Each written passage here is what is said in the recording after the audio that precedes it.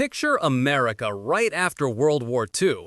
We just finished the world's most destructive conflict, a real global group project from hell. You'd think people would want to relax. Instead, America developed a national anxiety disorder. The Soviet Union, our awkward ally, was now the big bad, gobbling up Eastern Europe. China, the world's most populous country, went communist in 1949. And to top it all off, the Soviets got the atomic bomb, years ahead of schedule. It felt less like a victory and more like we just traded one existential threat for another, slightly colder one.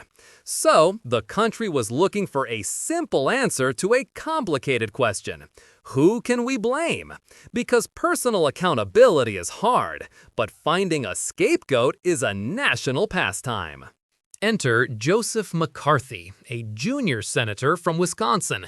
Before 1950, his career was spectacularly unremarkable.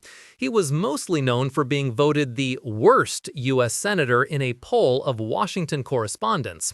So naturally, he needed a new gimmick for his re-election campaign.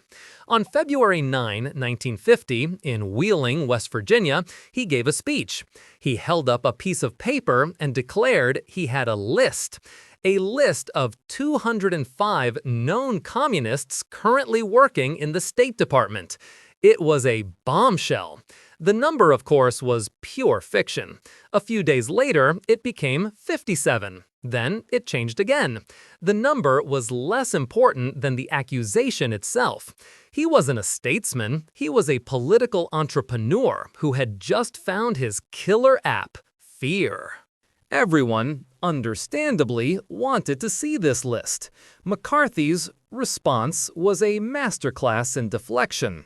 When a Senate committee, the Tidings Committee, was formed to investigate his claims, they politely asked for the names.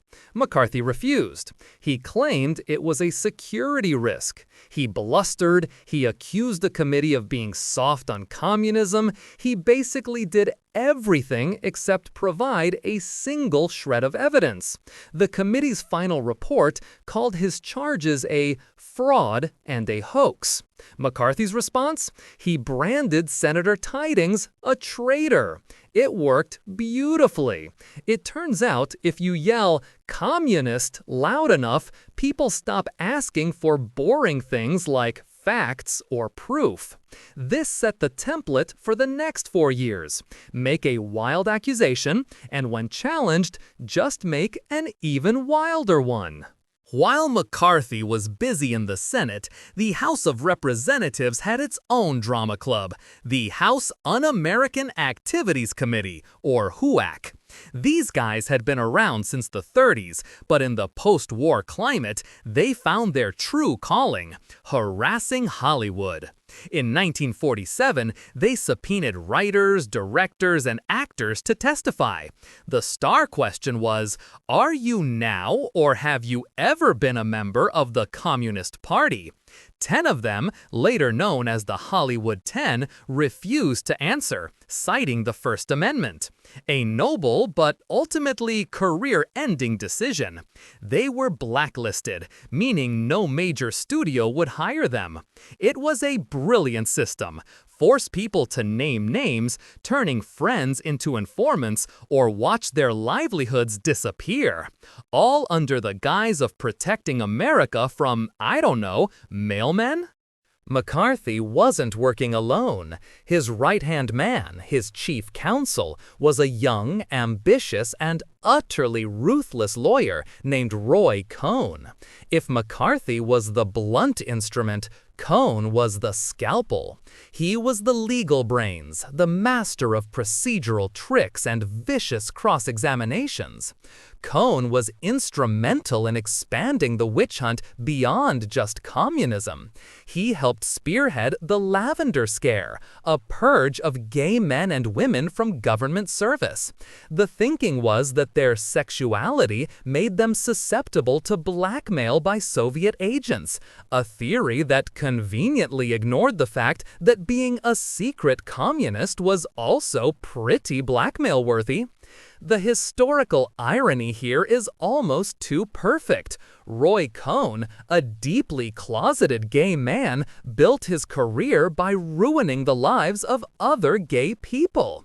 History doesn't always have a sense of humor, but when it does, it's pitch black.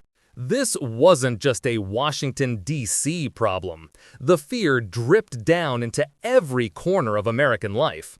President Truman, trying to head off Republican attacks, created a federal loyalty program in 1947, investigating millions of federal employees for disloyalty. What was disloyalty? It was vague. It could mean associating with the wrong people, reading the wrong books, or just having a bad attitude. States and cities followed suit. Teachers, university professors, even librarians had to sign loyalty oaths. It created a suffocating atmosphere where dissent was equated with treason. People started looking over their shoulders, wondering if their neighbor, their coworker, or their milkman was secretly plotting the overthrow of the government. It was a fantastic time to be a manufacturer of curtains. For years, the press largely gave McCarthy a free pass. His accusations were headlines. The rebuttals were buried on page 17. The principle of journalistic objectivity meant reporting what a senator said, even if what he said was demonstrably false. It took a while for people to realize that just handing a megaphone to a liar isn't objectivity, it's participation.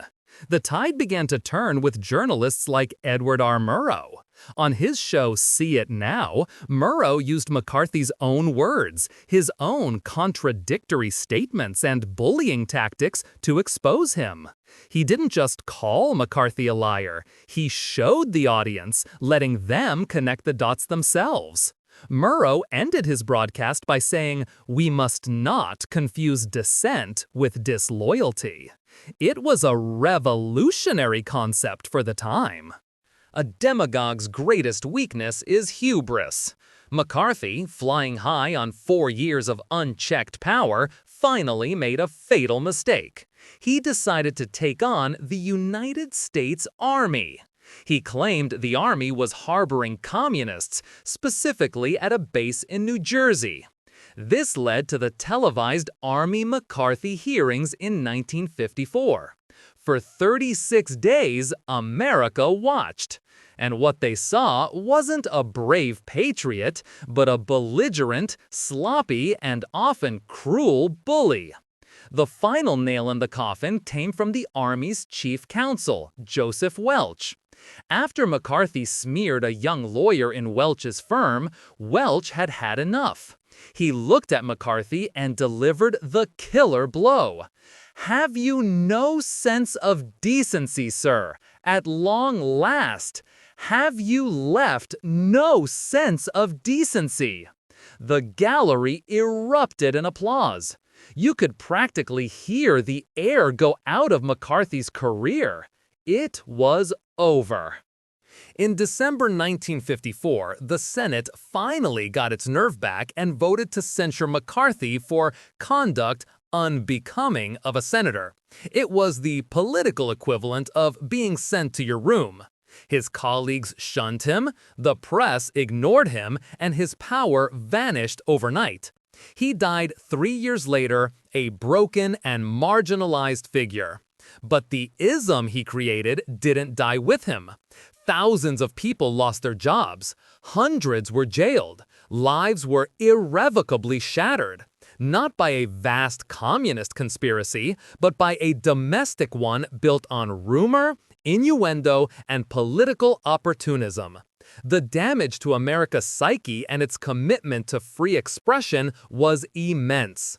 We learned a valuable lesson. The most dangerous threats to democracy often come from those who claim to be its most passionate defenders. So why do we still talk about this? Because McCarthyism wasn't an anomaly. It was a particularly nasty symptom of a recurring illness in politics. The playbook is timeless. Identify a scary other, convince the public they are secretly everywhere, declare that normal rules don't apply in fighting this threat, and position yourself as the only one brave enough to name the enemy. It works with communists, it works with immigrants, it works with any group you can successfully demonize. The tactics of baseless accusation, loyalty tests, and demanding people prove a negative have never really gone out of style. McCarthy himself was just one man, a deeply insecure opportunist who stumbled onto a winning formula. The terrifying part is how many people were willing and even eager to play along. If you enjoyed this video, please like, comment, and subscribe to our channel for more historical insights. Thanks for watching, nerds!